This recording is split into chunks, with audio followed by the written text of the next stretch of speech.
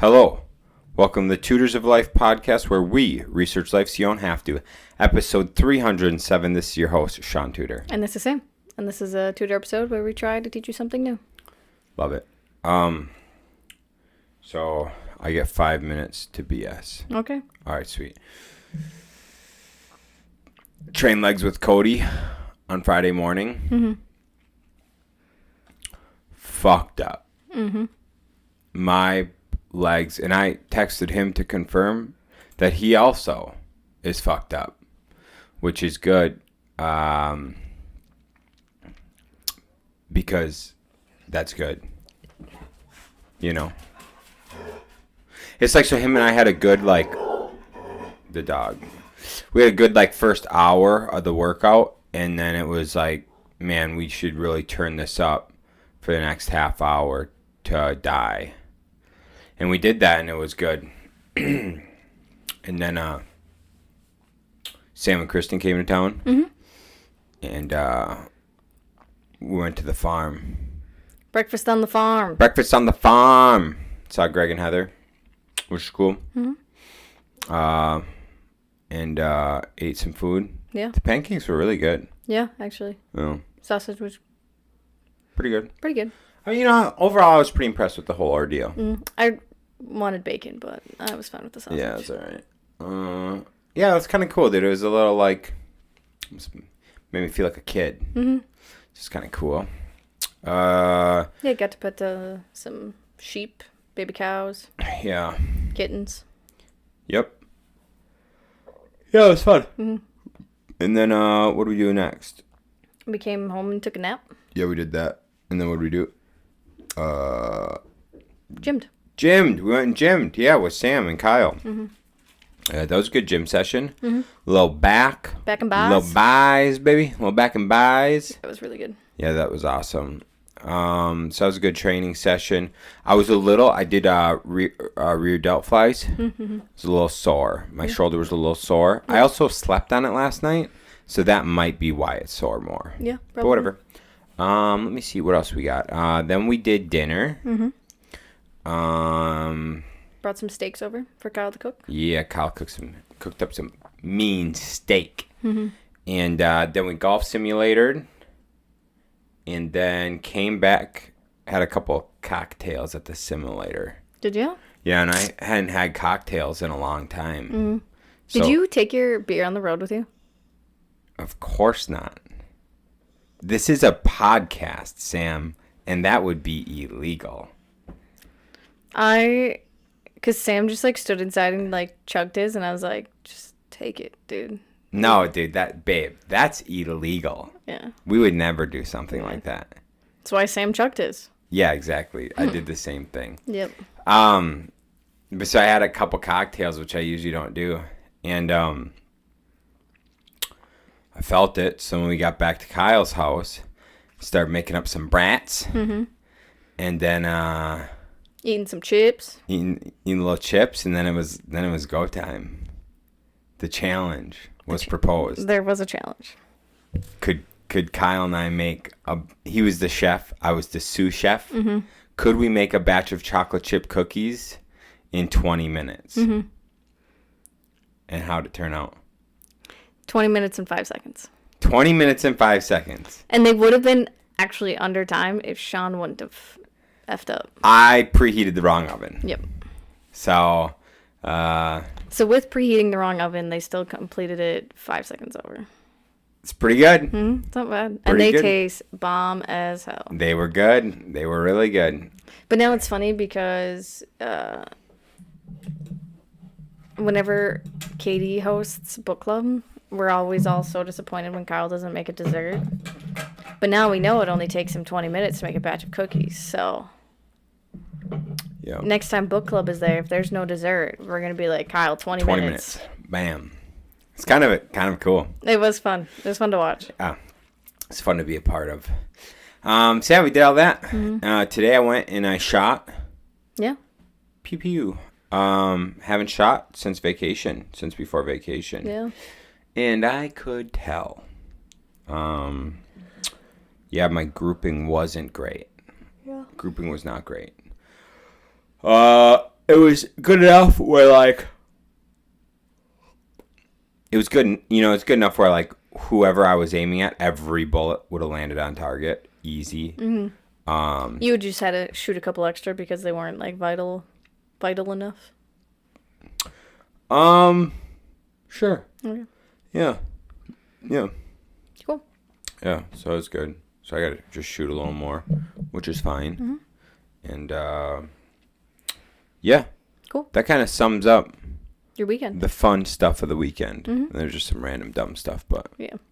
it's kind of the fun stuff. Yeah. Cool. What do you got? I was with you that whole weekend, so. Okay, cool. What are we talking about today? What are we tutoring? What are we tutoring about? The personal success equation. Personal success equation from Napoleon Hill out of Outwitting the Devil. Yes. The secrets to freedom and success. So Shaun listened to this a couple of years ago.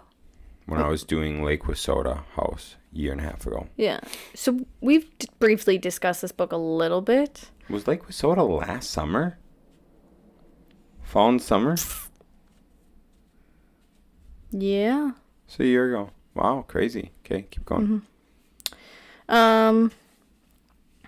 So I'm just gonna read the paragraph because trying to read out the actual equation is not gonna be easy. Right. So combining your passion with your talent and then seeking the right association and taking the right action are very important components for success. But it is when you combine all those components with a strong faith in yourself and your mission that you truly have your personal success equation. If you look in the podcast notes down below, I'll type it out. Sweet. So P plus T, and they have times A, all in parentheses, plus F equals your personal success equation. Interesting. Okay. So we'll start with, because the first set of parentheses is passion with your talent. So Passion and talent. So let's start there. Passion. All right. What are you interested in? What do you love? What do you believe in? What's your why? What's your... I mean, your why kind of tells you what your passion is a little bit. I can. A little bit, yeah. Yeah. A little bit. Not... The thing is, though, is like... If you know your why, then you can be more passionate about something. Typically. Yeah.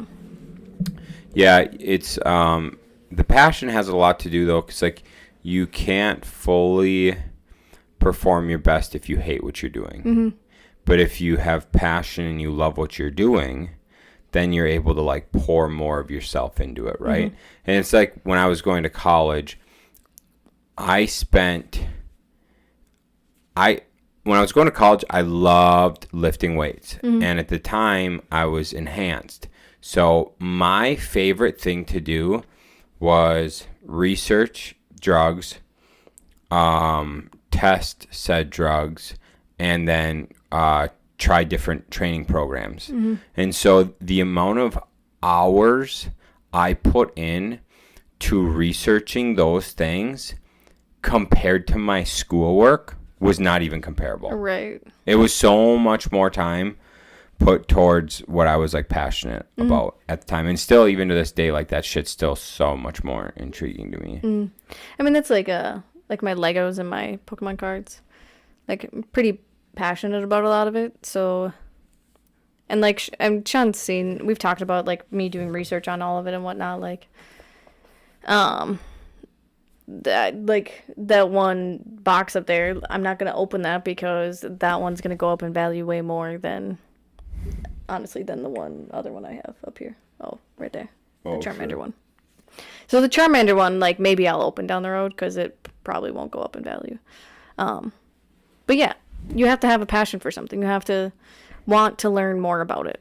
Right. And then combine it with your talent. So, like lifting, you kind of have to have some talent to lifting. Right. Oh, yeah, for sure. Because you're not going to be good at lifting if you have terrible form. Yeah. Wow, I didn't realize it was a motorcycle day. It's nice, though. That's true. Anyways, you're not going to become a good power lifter if you have terrible form. Or if, Yeah. like, I don't know, me and Shaun, we can become as good as we are, but we also have to think, like, our bodies aren't the best size for powerlifting. So, like, if Shaun was taller, Yeah. I don't know. There's guys my size that are phenomenal. yeah. I think there's like a genetic potential. Mm-hmm. And so like I kind of have a threshold idea of where I can go. Yeah. And I could go I could definitely go higher than I think I could go, because that's like facts. But there are some people that genetically have a way greater potential than others. Yeah. Like some people my size are just a lot stronger than me naturally. Yeah. It's just how it is.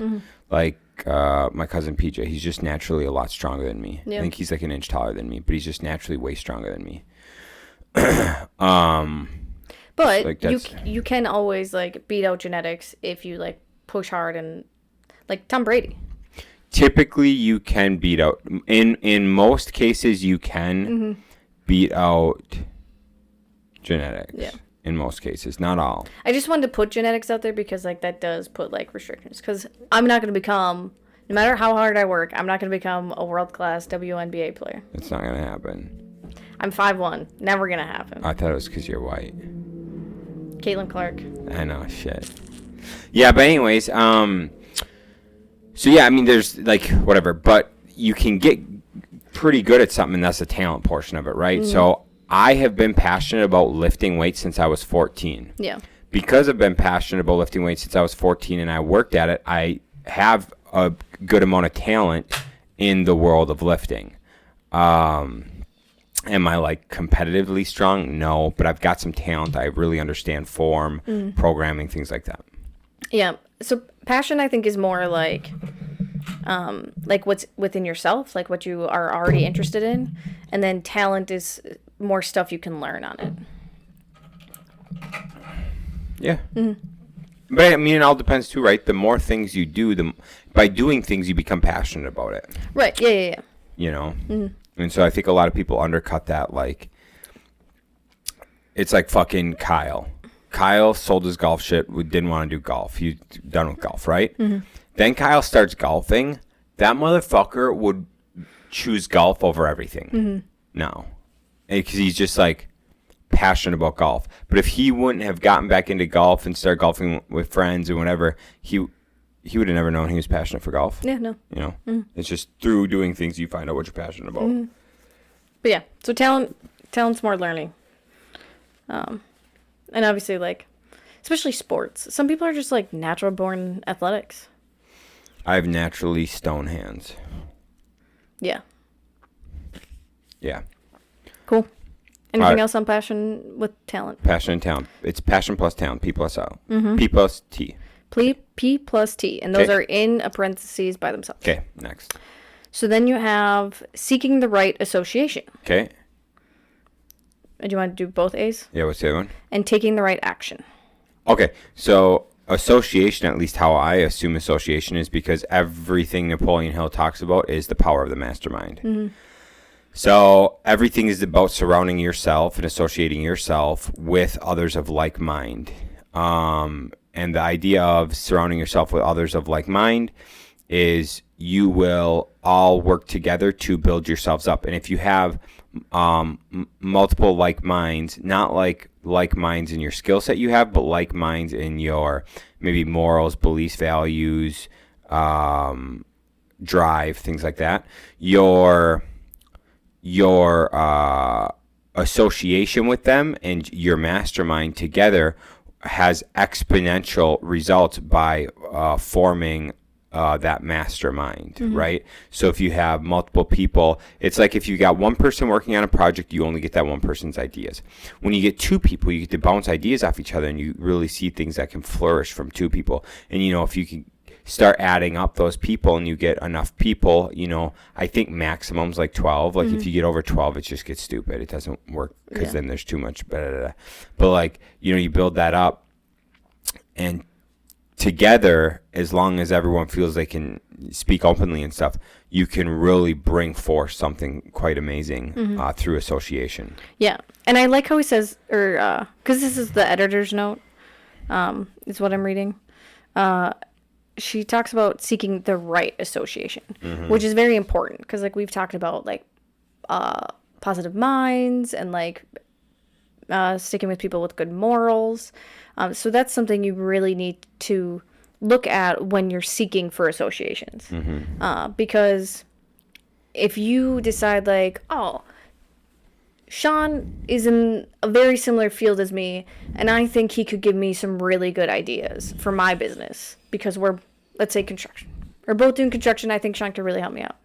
Well, when we look at Shaun's morals, he's greedy, likes to cut corners, maybe not the best guy out there. So then, what are you taking away? Sure, you can learn some tips and tricks, but are they going to be good tips and tricks? Are you going to want people to know that you are friends or you're seeking advice from a greedy contractor in the area? No, you don't want that. So it is, like, very important to, like, when you're looking for associations, to think about what their morals are, values, goals, and that they align with what you want. Yep. I love it. Yeah, because you want good association. There's definitely a lot of contractors in the area that I've chatted with that I will not take their advice. They might have more money than me, they might have more things than me, whatever, but I won't do what they do because they don't align with me. So yeah, so it's very important to look at, to keep track of the word right association. That is a very, very necessary thing to be successful. Absolutely. Like, think about it. If you're in a group of 12 people and you're all lazy and only want to work 20 hours a week, then you're going to all go to the bar, get drunk, be bums. Then you're not going to be successful. Taking the right action. All right, taking the right action. Oh. What is key here is the word right. Because you can take a lot of actions. You can take so much action, dude. You can be the action guru. You can take all the action. If you are not taking the right action, you're not moving yourself towards where you need to be going. That's why it's so important to do things like a 12-week year or running your business off like a traction model, things like that, where you have, or like Andy Frisella's priority list. That way those things are moving you forward. If you're not doing the things to move you forward and you're just taking action on the things that keep you busy because you think they're important, or you don't want to actually admit the things that are important because they do take usually a lot more work with a lot less reward up front. And so by taking the right action, you can move yourself forward and put yourself in a lot better situation than a lot of people because you're taking the right action. And that's why some people can strategically work like 20 hours a week and make so much more progress than people busting their ass working 60, 70 hours a week. Here, I have a nice little example for you. What sounds like it is more of the right action? A day filled with, let's just say, I'm just thinking of a regular day for me because I know there's some days that, like, I could be doing more to move the business forward. But so let's say cleaning my desk, categorizing receipts on QuickBooks, and then starting new folders for new clients, and posting on social media. So we have that. Let's say I did those 4 things in one day. Okay. The next day, I inputted customers into a CRM. Okay. I created an inventory system. Okay. And got one of the sheds inputted to the inventory system. Okay. And then I... Did you actually do that? No. Oh, God. Not yet. It's like, oh, my God. And then I mailed out some postcards. Okay. Which day sounds more moving the business forward? Yeah, definitely the second day. Yeah. Yeah. And obviously, like, all businesses will have those, like, little housekeeping things that you have to do. Yep. But it is, I think, good to mix. It would have been better if I mixed those 2 days together. Sure. Instead of have a really heavy day of moving the business forward and then a really light day of just housekeeping things. Right. Because then, like, I can... It's just like the little wins of like, okay, I know I completed this task that moved the business forward. Right. Yeah. Yeah, no, it's definitely true. It's when you want to do those things, you want to take the right action when you're at your most capable. So like my most capable is morning. So I should be taking all my action in the morning. Yeah. Sometimes oddly, it's also from like at like 8 p.m. Yeah. But I think that has a lot to do with the fact that I usually drink caffeine at 4 p.m. or 5 p.m., which now that I'm thinking about it is really not good. Yeah, no. You know, I know it's bad, but that's why I get a second heat at 8, and it's because I was drinking an energy drink at 6. Yeah. That would be why. From the past couple of weeks, I feel like I haven't been like as productive. I've been just so much more like maintenance stuff around the office. Sure. And I think I'm going to revert back to how I was doing my days, which was like doing some like office work, computer stuff, either at home or whatever, in the mornings, and then around 11 or noon, go to the gym. Yeah. And then coming back after the gym.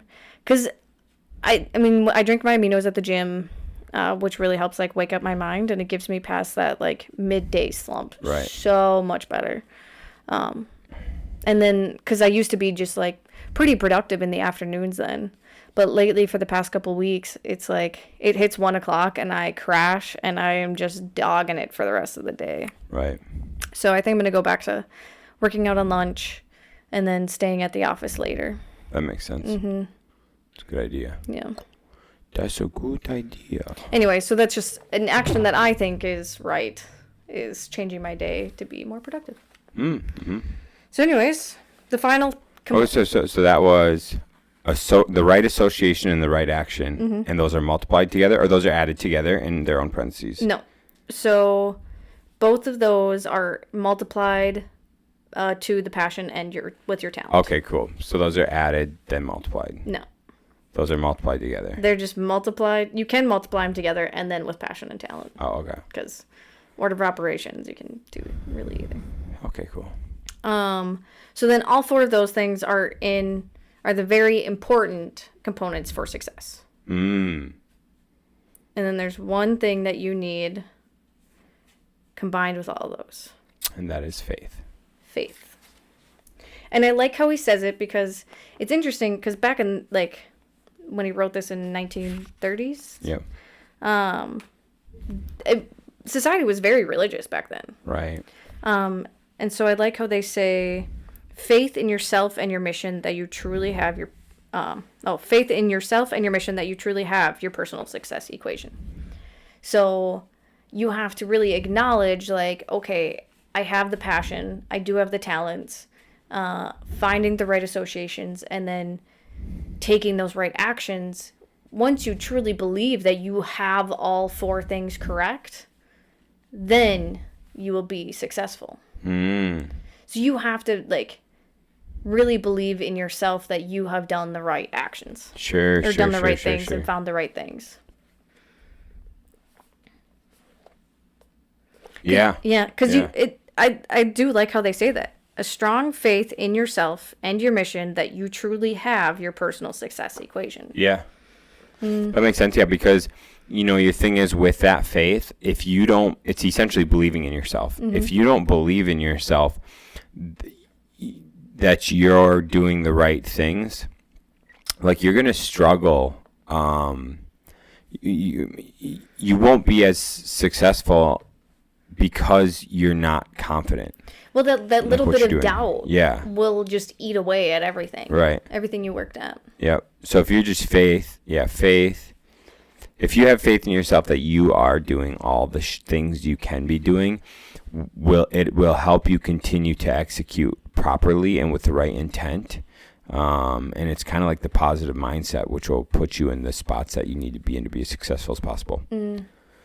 But yeah, and Sean and I don't remember if you remember talking about this. It had to be in probably episode under 50 or something. We talked about how a lot of really successful people that we know are religious.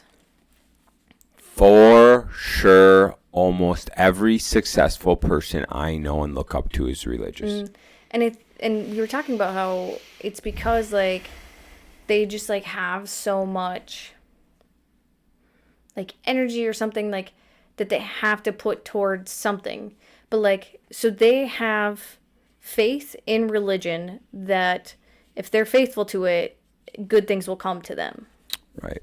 So that is like how they're using that faith part. Is just like, I'm faithful to God, so he will be good to me. Right. But you can also just, if you want, you can skip the God part and be like, I am doing the right thing, so like good things will happen to me.